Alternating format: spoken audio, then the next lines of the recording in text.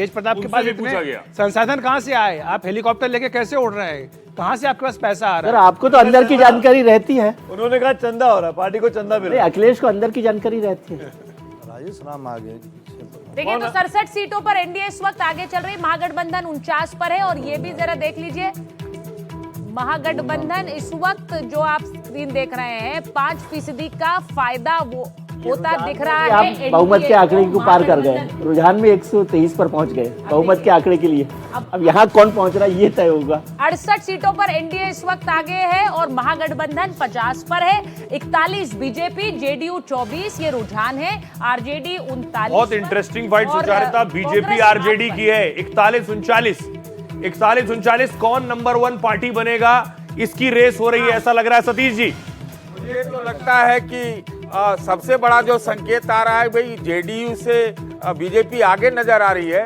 एक दूसरा मुझे जो लगता है वो आरजेडी नंबर 1 पार्टी बनेगी। पिछली बार भी वो 1 सीट का अंतर था। अब देखिए इस बार क्या होगा। बीजेपी 41 भी नंबर 1 थी, कांग्रेस, हाँ पिछली बार आरजेडी नंबर 1 थी।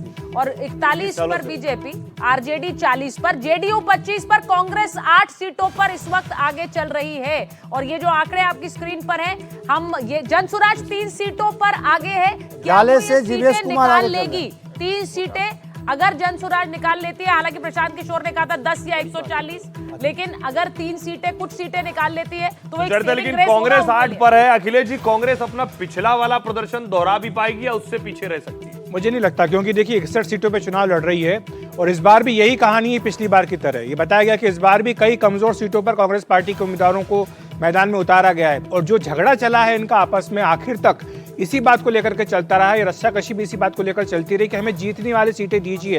उन्होंने कहा कि राहुल गांधी ने जिस तरह की यात्रा निकाली है, कांग्रेस का समर्थन बढ़ रहा है।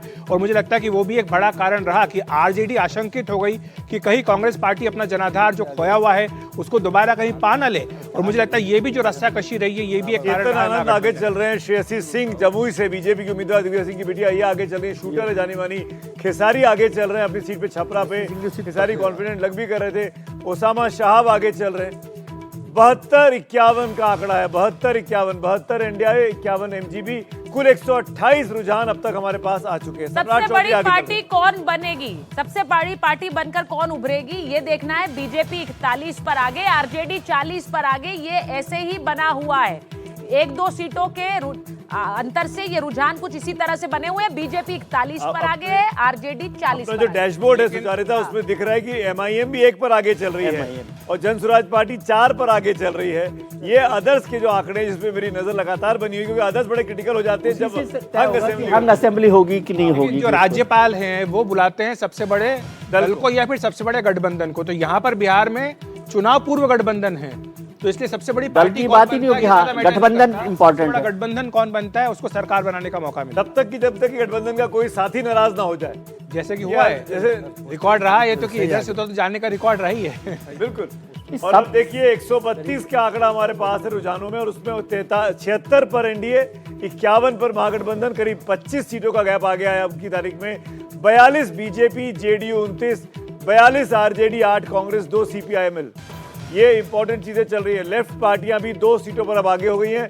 हम भी 2 सीट पर आगे हो गए, जैसा कि इसमें आप देखिए जेडीयू का नंबर भले ही कम लग रहा हो, लेकिन वो 6 सीटें आगे चल रही है। पिछली बार बहुत खराब था ना उनका, तो इसलिए वो आगे बेहतर करेगी, जितना गेन कर लेगी उसको। बीजेपी इस वक्त 44, आरजेडी 43। ये लगातार एक कांटे की टक्कर दोनों पार्टियों के बीच बनी हुई है।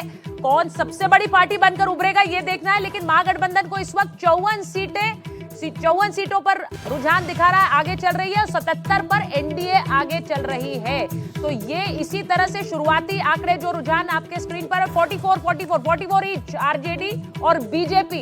ये कांटे की टक्कर बनी हुई है। ऋषि जी क्या लग रहा है, सबसे बड़ी पार्टी बनकर कौन उभर रही? देखिए अभी शुरुआती बैलेट का काउंटिंग हो रही है ना, तो उसमें जेडीयू का जो वोटर है वो ग्रामीण वोटर है। अभी इंतजार करना होगा। ये इसमें इससे आप कैलकुलेशन नहीं निकाल सकती हैं कि बीजेपी या जेडीयू या आरजेडी में कौन सा सिंगल लार्जेस्ट पार्टी होगी। देखिए अखिलेश जी ने बिल्कुल सही कहा, गवर्नर कांग्रेस बहुत पीछे चल रही है। हमें लग रहा है कि आरजेडी के लालटेन में जो तेल है वो कांग्रेस ही सुखा देगी। अगर दोनों के जो गठबंधन में ये तीन मुख्य पार्टियों को छोड़ दीजिए तो दोनों के गठबंधन वाले जो छोटी पार्टियां हैं वो दिक्कत की बात है, पहला। दूसरा कि ये जो आप कह रहे हैं कांग्रेस अगर 15 सीट ले आए, 15 सीट मैं कह रहा हूं, तब वो मैं समझूंगा कि उसकी इज्जत बच गई। कितना बुरा हाल है विजय जी। बुरा नहीं, कांग्रेस 15 सीटें नहीं लाएगी तो तेजस्वी जी की इज्जत कैसे बचेगी? लेकिन मुद्दा यह है ना कि राहुल जी चिंता की नहीं, राहुल जी तो इसमें भी खुश होंगे क्योंकि 15 में भी खुश हो जाएंगे। जितना काम उन्होंने किया उसमें मेरे को नहीं लगता कि ये कोई बहुत खराब प्रदर्शन है कांग्रेस को लेकर। लेकिन कांग्रेस ने मुझे भी लगता चुनाव है को कि बीच में खींच लिया एनडीए वापस खेमे एक में तरह से, और जो इलेक्शन को लेकर वोट चोरी का मुद्दा बनाया वो बिहार का मुद्दा ही नहीं बना। तेजस्वी जी भी खुद इस बात से नाराज थे। एनडीए के खेमे में चिंता की वजह जो है वो चिराग पासवान की पार्टी भी लग रही है। चिराग पासवान की पार्टी कहां है? अभी तक एक सीट पर आगे चलती हुई नजर आ रही है, और क्या ये रुझान कुछ बदलेंगे? तेज प्रताप यादव आगे हो गए महुआ से, अब ये खबर है, बद्री जी कह रहे थे मां का आशीर्वाद है, कुछ ना कुछ तो हो जाएगा। तेज प्रताप यादव अपनी सीट पर महुआ से अब आगे हो गए। रघुनाथपुर से उसामा साहब आगे है, तेज प्रताप यादव महुआ से आगे हैं। ये इंटरेस्टिंग फाइट्स हैं जिन पर सबकी नजर बने हुई थी। मंगल पांडे सीवान से आगे चल रहे हैं और रघुनाथपुर से उसामा साहब आगे चल रहे सीट हैं। है अखिलेश जी जिस पर योगी आदित्यनाथ ने मुझे लगता है सीवान में 2 बार कैंप रैली की। हिमंता बिस्वा गृह शर्मा मंत्री ने। गए, हिमंता बिस्वा शर्मा गए, अखिलेश यादव गए। उसके बावजूद ग्राउंड पर क्या है, बहुत से लोग कहते हैं कि बहुत polarized- मुश्किल सीट नहीं है उसामा के लिए। आप ये देखो ना, पोलराइज सीट है वो। बीजेपी ने सेकंड फेज में जो गियर है अपना चेंज किया। सेकंड फेज में बीजेपी ने हिंदुत्व का गियर डाला और योगी आदित्यनाथ की 30 सभाएं हुई हैं, कुल मिलाकर के 30 वेल सभाएं। जी। और ज्यादा जो जोर था उनका वो सीमांचल लेबोरेटरी